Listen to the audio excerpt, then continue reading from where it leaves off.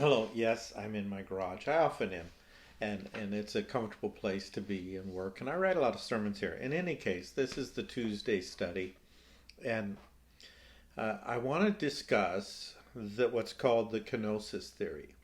And it is a false doctrine, but it became a well-known theology in the 19th century. And it deals with a misunderstanding of the divine nature of Christ as we've been going through that. And the question that it grapples with is, did Jesus give up some of his divine attributes while on earth?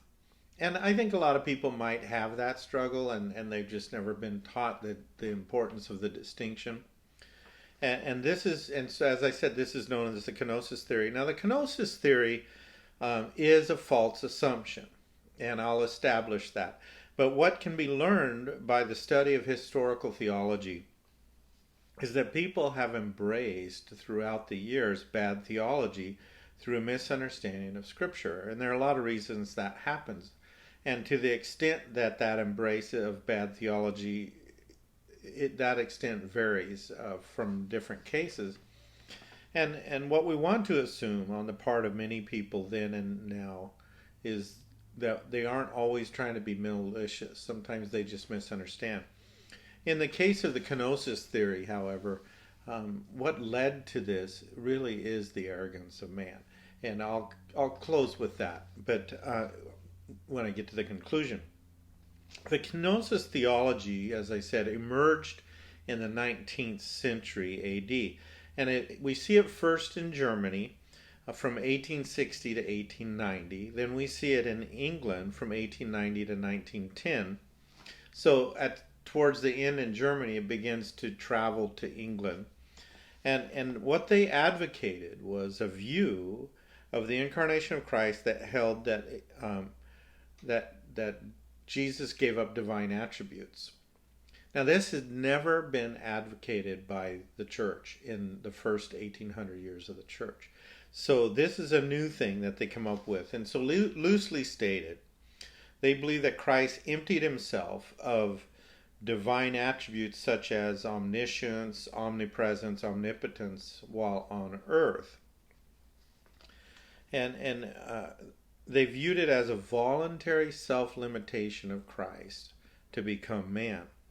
And it was based on a misunderstanding of Philippians 2:7. And I want to read that because we're going to discuss how they misinterpreted it and why they did.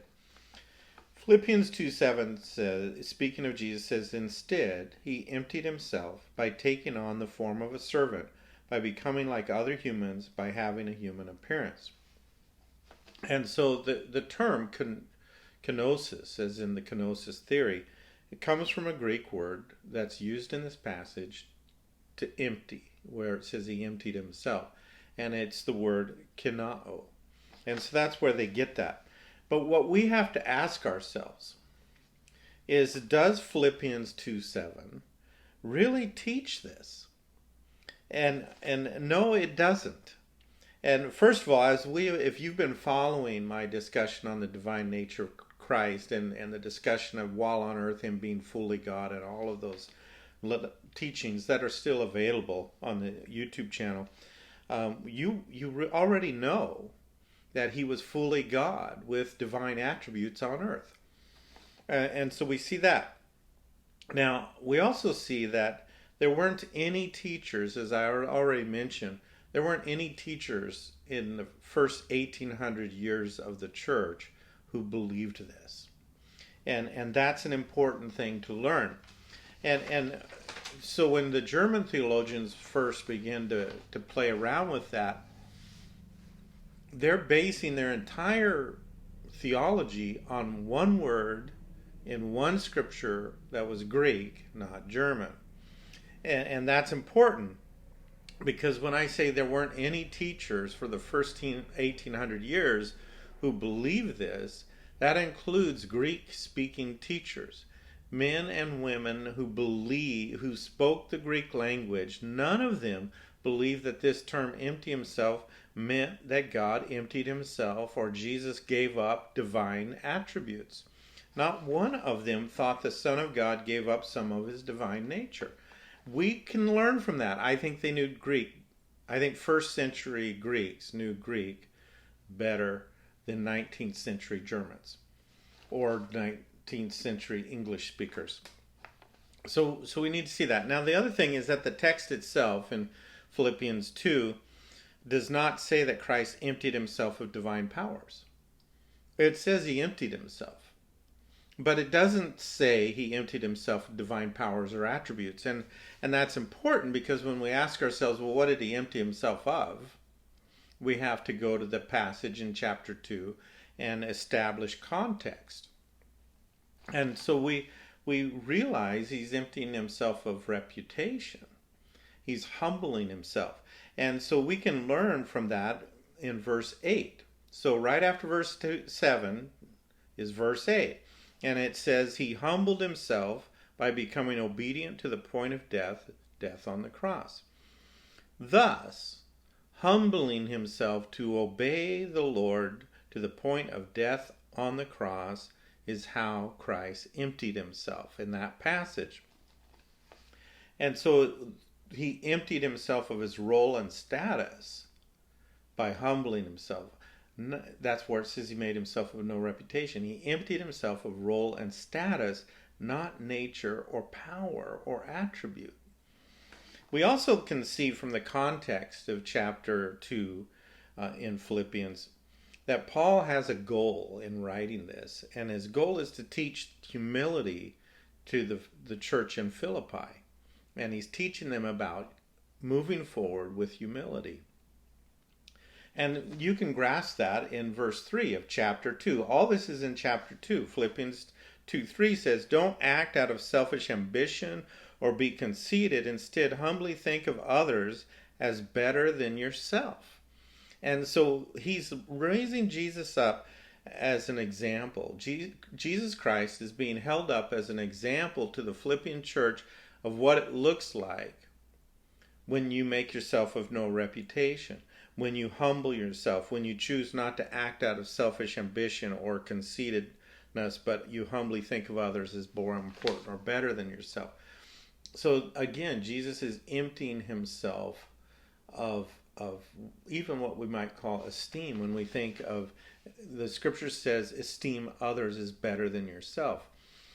Jesus is choosing to esteem us in his sacrifice to become man. He is esteeming us. And what Paul's trying to teach us is that we need to, too often we're worried about self-esteem instead of esteeming others. We're worried about our personal value instead of the value of others. And that's the challenge that's being issued. So contextually, that's what this is about. It's not, and as you continue to read on, you realize Paul isn't asking them to give up their strengths, their gifts, or their skills. He's just asking them to move in these gifts, intelligence, skills, etc., with humility. Or kenotic theology should be rejected further because it's not supported by the rest of the New Testament. And that's another problem. And that's always the problem of proof text theology. That if you take one word out of one verse and you build a theology on it and the rest of the Bible doesn't support it, you have misinterpreted that one verse and that one word within that verse. And the rest of the New Testament clearly shows us that they misinterpreted Philippians 2:7. It's simply not stated anywhere else in the New Testament that Jesus gave up his divine nature or attributes. In fact, we are supposed to believe that Christ came in the flesh. And the Kenosis Theory denies the divine nature of Christ. And we need to notice that because they aren't accepting his deity. This idea of denying the divinity of Christ has never been accepted in Christianity. And so because we must believe that Christ came in the flesh. And not that he stopped being Christ while in the flesh, but that Christ came in the flesh. So it's important to know the driving force of the Kenosis Theory was not a discovery of truth in Scripture, but an increasing discomfort within the hearts and minds of men. So it had nothing to do with, oh, we discovered a unique truth in Scripture. But they were becoming readily uncomfortable with the supernatural nature of Christ being fully God and fully man. They just couldn't wrap their head around it, so they looked for a proof text to support what they wanted to believe. And that was the historical situation. And we learn from that when man must be able to explain God in natural terms, man departs from the embrace of a supernatural God. Now, I want to say that again. When man must be able in his own mind, when man in his own mind must be able to explain God in natural terms, man departs from the embrace of a supernatural God. And so that's the problem of the kenotic theology, and when you're grappling with those things, remember that. You don't want to depart from an embrace of a supernatural God. So the Lord bless you, and we'll see you Thursday.